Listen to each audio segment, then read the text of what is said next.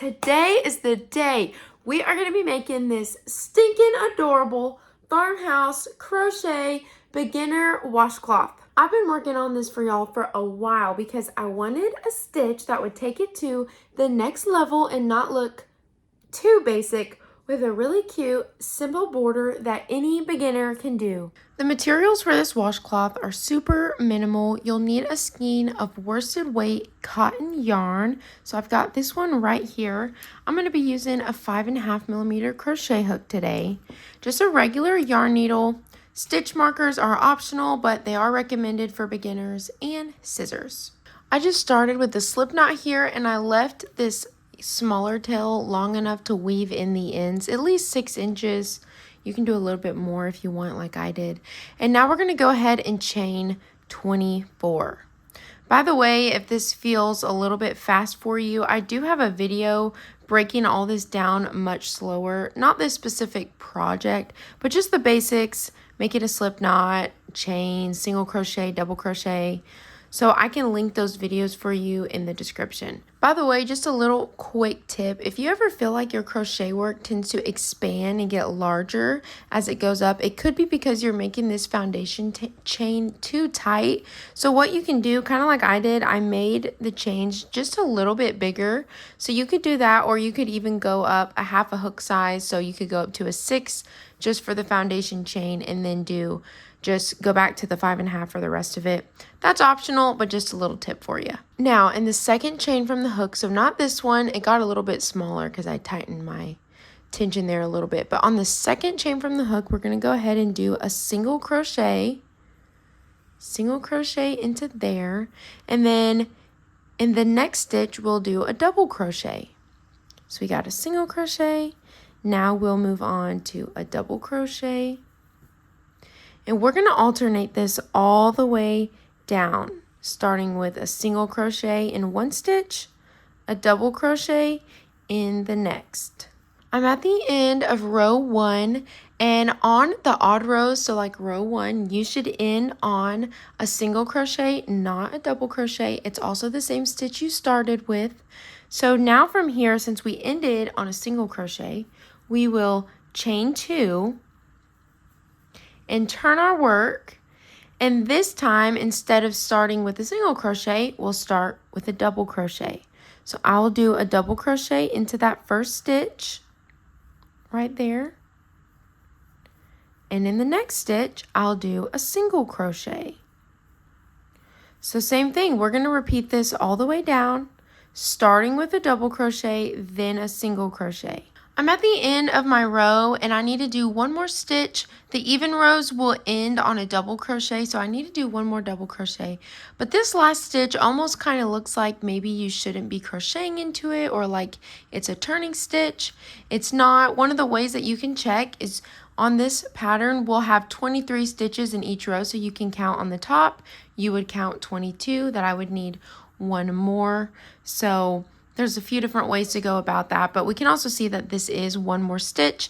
It's just kind of down at an angle. So just know you'll have one more to go. That last one might look a little bit weird at the end.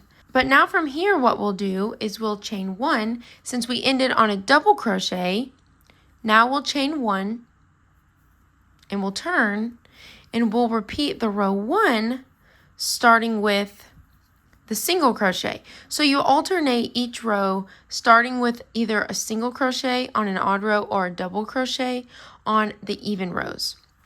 We're going to go all the way until we have 20 rows completed. But I do want to show you a little tip, because these stitches can be a little bit hard to count. This is called the lemon peel stitch, by the way. Great for beginners. It's only single crochet, double crochet. What you might want to do is get you some stitch markers. These are optional, but they can be helpful. And you can mark the end of every odd row, or every even row, I mean. So this previous row, I can see this last double crochet. I'm going to put the stitch marker in there. And I'll do that every 2 rows. So I'll complete row 3, and then I come back row 4 and I'll mark it. So that whenever I'm at the end, if I lose count of my rows, I can know I put a stitch marker every 2 rows. But we're going to continue this row with a double crochet as the second stitch, single crochet as the first stitch. We'll just keep working this. And by the way, if you want this written pattern, the written PDF pattern, I'll make sure to link that in my description. I have this pattern by itself or attached with my beginner bundle that has a beginner glossary full of common beginner questions you might run into. But either one would be a great option, but I will make sure to link those for you. I'm at the end of row 3. I have already chained 2.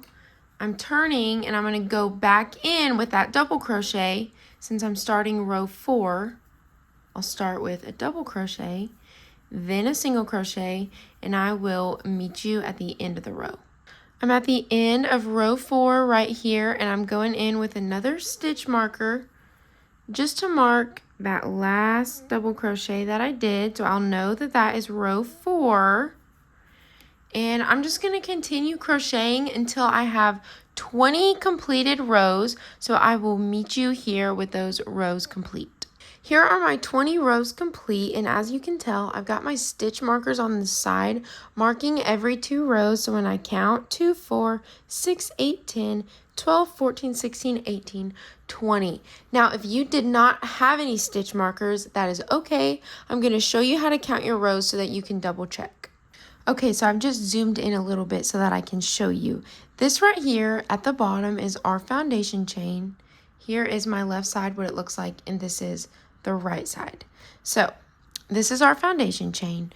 We know that right above that is row 1. We can see that single crochet because on the odd rows, the first and last stitch of the row was the single crochet. So we know that that's 1.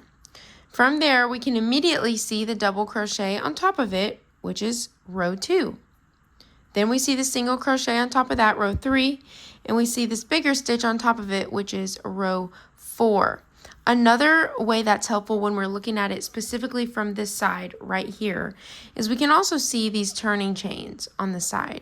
So that would show every time we see those, we know that's every 2 rows. So we got 2, 4, 6, 8, 10, I'll pull this down a little bit, 12, 14, 16, 18, and 20. So that's another way to count your rows if you didn't have the stitch markers. Okay, to work our border, we're going to turn our work clockwise, and we're going to start crocheting down this side of the washcloth. So I've chained 2 right here, and we're actually going to want to remove our stitch marker. Now, whenever we look at a double crochet from the side, there's going to be this little piece of yarn. It's part of the stitch separating the bottom half and the top half of the double crochet stitch. We're going to double crochet into the bottom half, into the side there. So we're going to do 1 double crochet for each row all the way down. So that was for 1 row. Now to the next row right here. It can be kind of hard to tell, but this is where our single crochet is. So I'm going to put my hook right under where that single crochet is. Now, you'll notice it's not in the first half of that double crochet, but right here in between. So there's a double crochet, there's a double crochet. I will put my hook right in between there. There really is no absolute perfect way to do this, so if yours looks a little different, it's okay. Just make sure that we're getting 1 stitch for each row, and you'll have to remove your stitch markers as you go. Okay, so now I've got my chain 2 plus 19 stitches.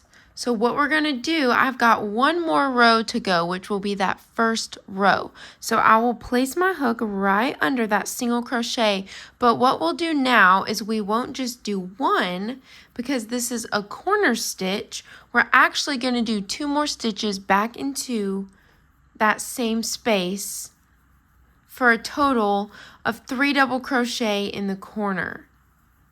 This will keep our dishcloth nice and flat. So again, now we're going to turn our work clockwise, and this part is simpler than last time. We're actually just going to double crochet under, now we're looking at the foundation stitch, the foundation chain. So now we're just going to work our double crochet under each of those chains, under each of those loops, just like that. So we're going to do that all the way down. So now I've got one more stitch to go, but again, we're going to do 3 double crochet into that corner stitch. So we got 1, go back into the same stitch, 2, and 1 more. Now turn your work again, and we're going to work up this other side. So right here is our foundation chain.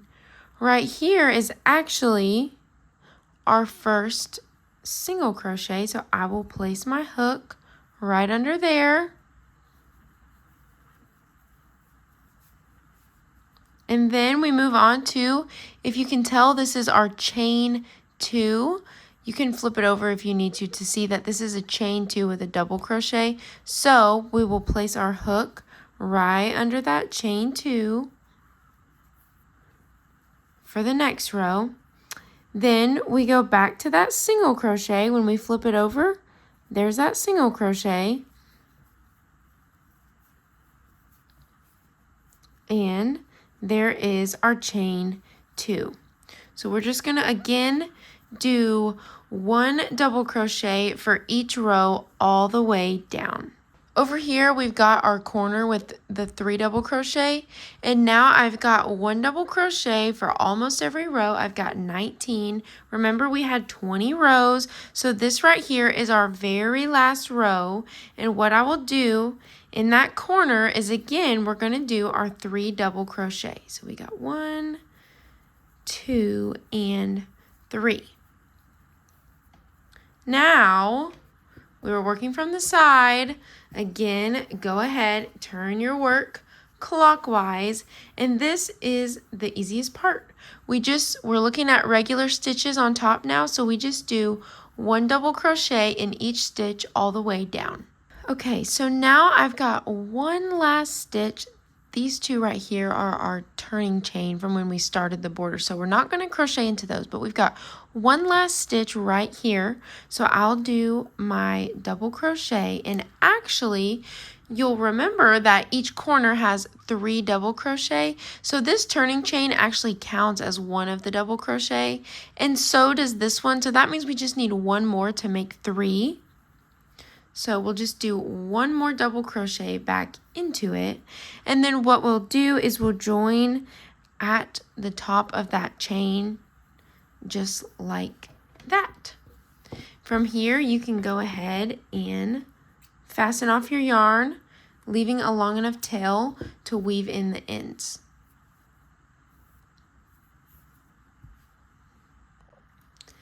And once you weave in those ends, which I have a video tutorial for, by the way, I'll make sure to link that in the description, you are left with this beautiful washcloth, dishcloth, whatever you would like to use it for.